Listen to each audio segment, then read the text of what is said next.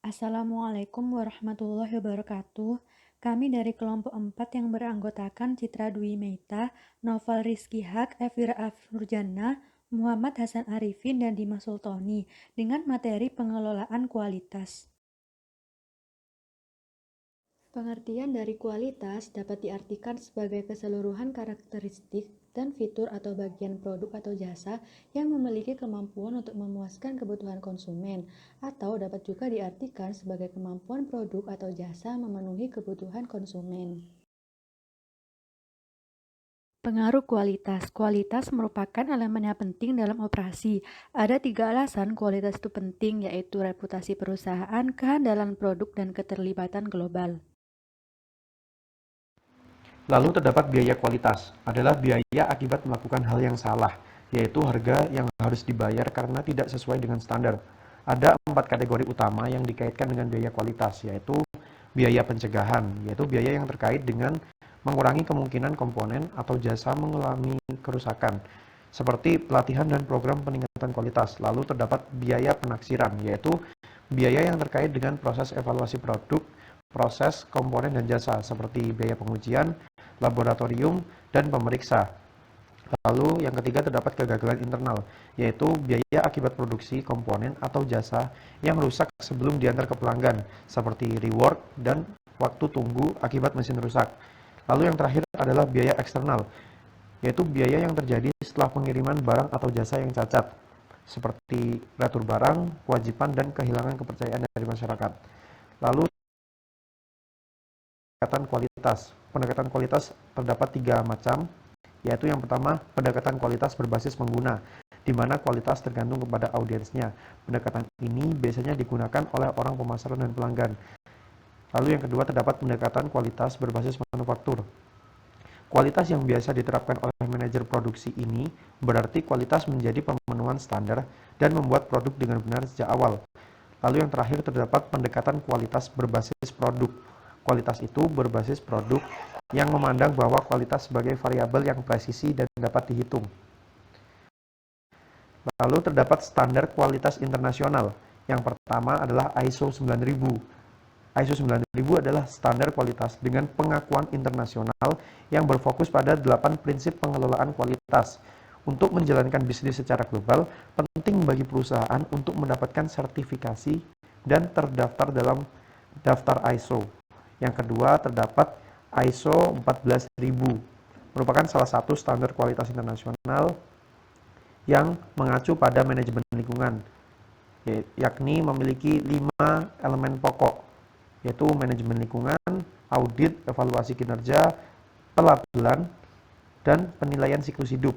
Agar suatu organisasi dianugerahi ISO 14000, mereka harus diaudit secara eksternal oleh badan audit yang telah terakreditasi. Manajemen kualitas total atau Total Quality Management atau TQM merupakan manajemen kualitas dari keseluruhan organisasi, dari supplier sampai pelanggan. TQM menekankan pada suatu komitmen manajemen terhadap kontinuitas organisasi menuju keunggulan dalam semua aspek produk dan jasa yang penting bagi pelanggan. Manfaat manajemen kualitas total. TQM sangat bermanfaat bagi pelanggan. Manfaat TQM bagi pelanggan antara lain yang pertama yaitu kepuasan pelanggan terjamin, yang kedua sedikit atau bahkan tidak memiliki masalah dengan produk atau pelayanan, dan yang ketiga yaitu kepedulian terhadap pelanggan lebih baik. Manajemen kualitas total memiliki 7 konsep pengembangan untuk mewujudkan manajemen kualitas total yang efektif. Yang pertama yaitu perbaikan berkesinambungan, yang kedua Sigma 6, yang ketiga pemberdayaan karyawan, yang keempat tolak ukur, yang kelima tepat waktu, yang keenam konsep Taguchi, dan yang ketujuh pemahaman alat TQM. 7 konsep untuk program TQM yang efektif. Yang pertama, perbaikan berkesinambungan. TQM membutuhkan perbaikan berkesinambungan yang mencakup orang, peralatan, pemasok, bahan, dan prosedur.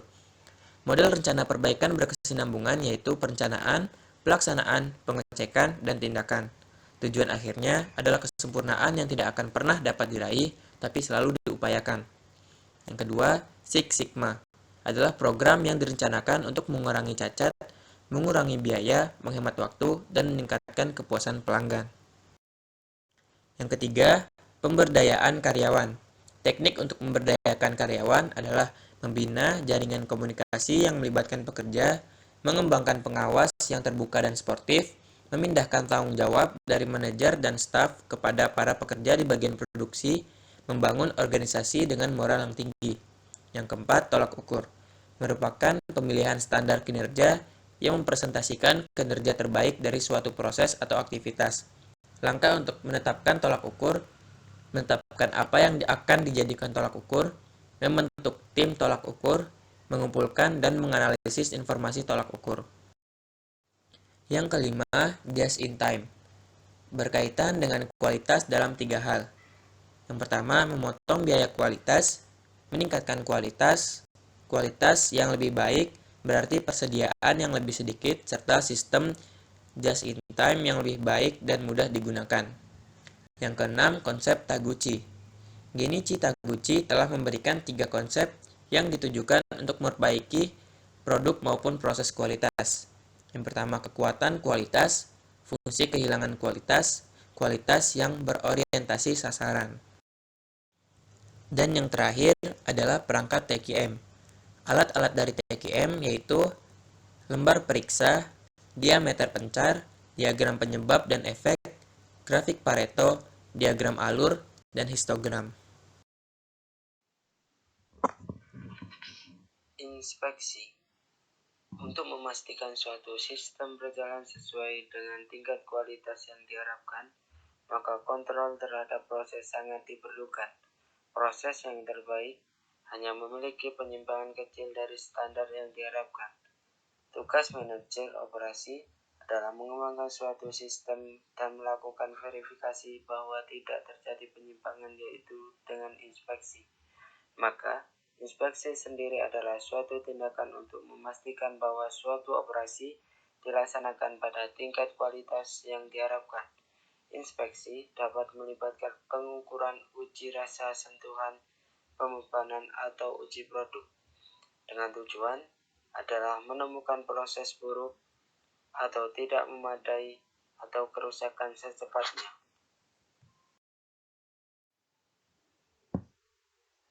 Sekian presentasi dari kelompok kami. Kurang lebihnya mohon maaf. Wassalamualaikum warahmatullahi wabarakatuh.